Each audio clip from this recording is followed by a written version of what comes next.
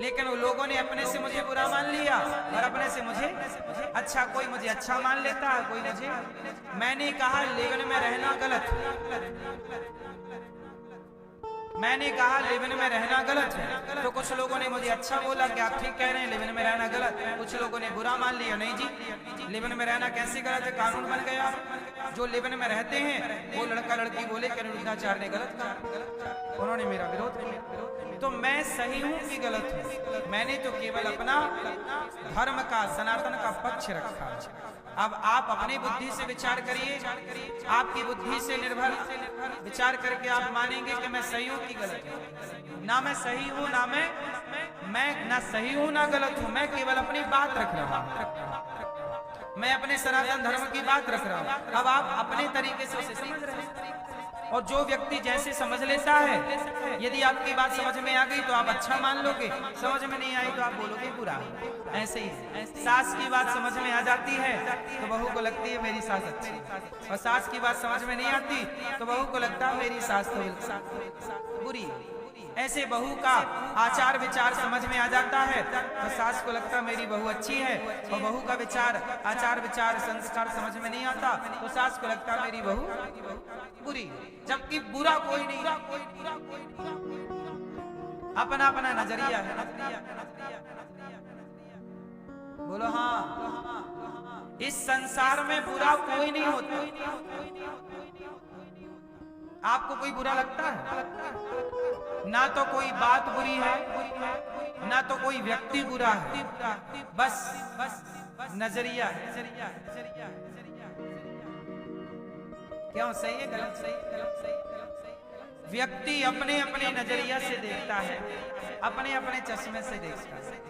यदि आपका चश्मा गलत है तो आपको बात गलत लगेगी। माँ डांटती है, यदि बच्चा गलत चश्मे से देखे ना तो वो माँ का दुश्मन बन जाए। इतना डांटती है माँ, कई बार मारती है माँ, तो बच्चा तो दुश्मन बन जाए फिर माँ का।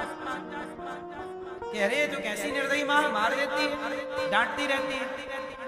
लेकिन यदि प्रेम का चश्मा लगा के देखोगे तो माँ की डांट में, माँ की मार में भी ममता ही नजर आएगी। ये तो नजरिया है ना उस बच्चे का कि वो किस नजरिए से माँ बाप को देखने लग गए। यदि कई बार बच्चे माँ बाप के दुश्मन बन जाते हैं, माँ बाप दुश्मन थोड़ी है, पर तुमने माँ बाप की बात को गलत एंगल से समझ लिया, गलत तरीके से समझ लिया तो दुश्मन, और सही तरीके से समझ ले तो हर माँ बाप सही है। क्यों जी, बात सही है कि गलत? इसका मतलब ये हुआ कोई बुरा नहीं, सबका अपना अपना नजरिया। जाकी रही भावना जैसी, प्रभु मूरत देखी जन तैसी। सब अपने अपने दृष्टिकोण से ग्रहण करते हैं।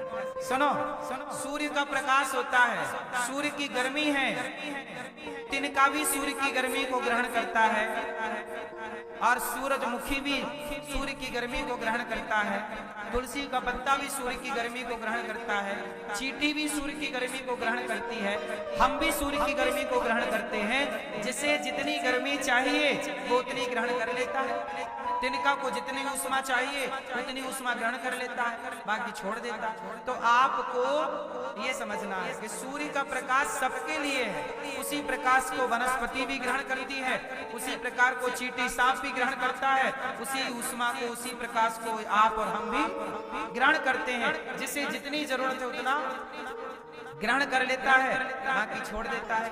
नदी का पानी है, जिसको जितनी प्यास लगी है उतना ग्रहण कर लेता है। ऊंट पीता है 50 लीटर, यदि नदी में ऊंट जाएगा तो ऊंट कितना पानी पिएगा? लगभग 50 लीटर पानी पी जाएगा।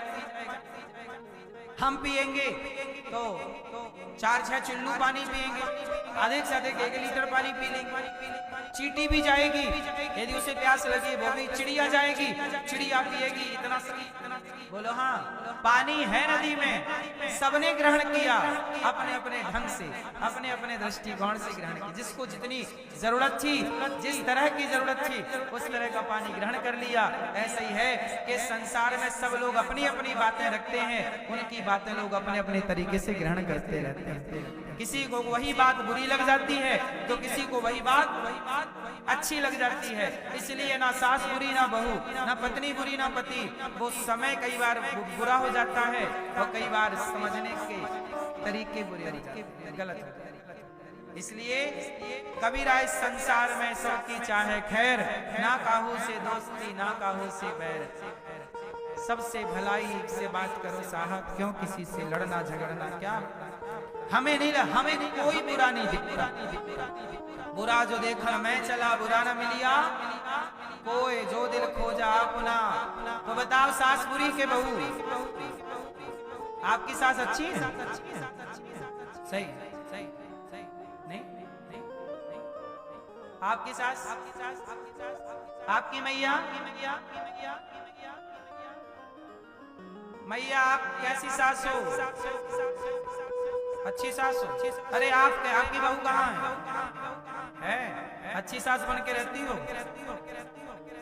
परेशान तो नहीं करती बहू को?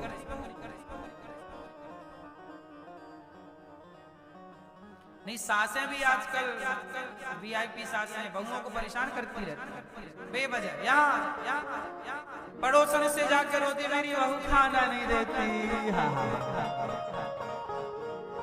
अरे भूख लगी तो अपनी बहू से कहो, दुनिया में जाके बताती है सास मेरी बहू खाना नहीं। अरे तुम अपने घर का मजाक क्यों उड़वाना चाहती हो मेरी माँ? दुनिया तुम्हारी बहू का मजाक उड़ाएगी, तुम्हारे बेटे का। अरे कैसा बेटा खाना नहीं देता माँ? दुनिया तो बैठी है तुम्हारा घर जलाने के लिए। सबकी बहू अच्छी बुरी होती है, सबकी सास अच्छी बुरी होती है, पर अपने घर की बातें किसी और से नहीं कहना चाहिए। इसमें क्या होता है कि आपके बहू आपके बेटे को लोग अपमान की दृष्टि से देखने लग जाते हैं, समाज में उनकी बेइज्जती होने लग जाती है, बदनामी होने लग जाती है। इसलिए अपने अपने घरन का दुख ना कहियो रोए, अपने घर की बात किसी से ना कह देना, वरना दुनिया तुम्हारे आगे रो रो के सुनेगी, तुम्हारे जाने के बाद हंस हंस के बताएगी, अरे देखो उनके घर ऐसा हो गया, उनकी सास ऐसी, उनकी बहू ऐसी। लोग मजाक उड़ाते। अपने अपने घर का दुख ना कहियो रोई, सुन इठले हैं लोग सब बांट न ले हैं कोई। तुम्हारी पड़ोसन तुम्हें रोटी ना देगी तो तुम्हारी बहू, और तुम्हें रोना पड़ोसन के आगे, अरे बहू रोटी नहीं देती, ऐसा कहती है। और जाके खा रही हो घर में ही, खाएगी घर में ही, रोएगी घर के ही।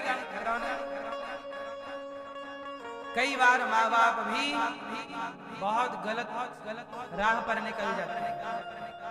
हर जगह बच्चे ही गलत नहीं होते, कई केस में माँ बाप भी गलत पाए जाते हैं। क्यों ये बात सही है कि गलत है?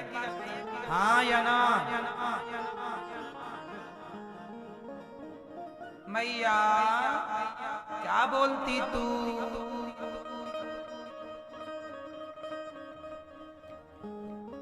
इसलिए मेरी माँ नारद जी महाराज, अब देखो धुंधकारी अपने बाप को मारता, माँ को सताता है। जो अपने माँ बाप को सताए वो बेटा नरक जाएगा कि स्वर्ग? इसलिए कहता हूँ कभी अपने माँ बाप को नहीं सताना चाहिए। धुंधकारी माँ को मारता, बाप को मारता। इसलिए कहता हूँ बेटा मिल जाए तो ठीक, ना मिले तो ठीक। भगवान का चिंतन कर, माँ बाप की सेवा की। जो अपने माँ बाप की सेवा करता है वो सुखी होता है। आप लोगों से मेरी प्रार्थना है कि आप लोग भी अपने अपने माँ बाप की सेवा जरूर करें। आप लोग करते हो अपने माँ बाप की सेवा? आप लोग वृद्धाश्रम तो नहीं भेज दोगे अपने माँ बाप को? हैं? नहीं? गौरी गोपाल में बहुत बच्चे ऐसे हैं जो अपने माँ बाप को छोड़ के चले जाते हैं। क्या करें? उन माँ बाप की सेवा करनी पड़ती है। आपसे बस मेरी इतनी प्रार्थना है, गौरी गोपाल आश्रम आओ और गौरी गोपाल आश्रम में सब सेवाओं का दर्शन करो। यहाँ पे वृद्ध माताएं रहती हैं। गौरी गोपाल आश्रम में कौन रहता है? वृद्ध माएं। वो माएं जिन माओं का कोई सहारा नहीं, जिन माओं के लिए उनके अपने बच्चे एक बार भी नहीं देखते। ऐसी जरूरतमंद बेसहारा माओ की सेवा गौरी गोपाल आश्रम में होती है। जिन माओ का अपना कोई सहारा नहीं है, आपसे मेरी इतनी प्रार्थना है कि आप इन माओ के बेटा बनना, आप इन माओ की बेटी बनना। आज हम आपका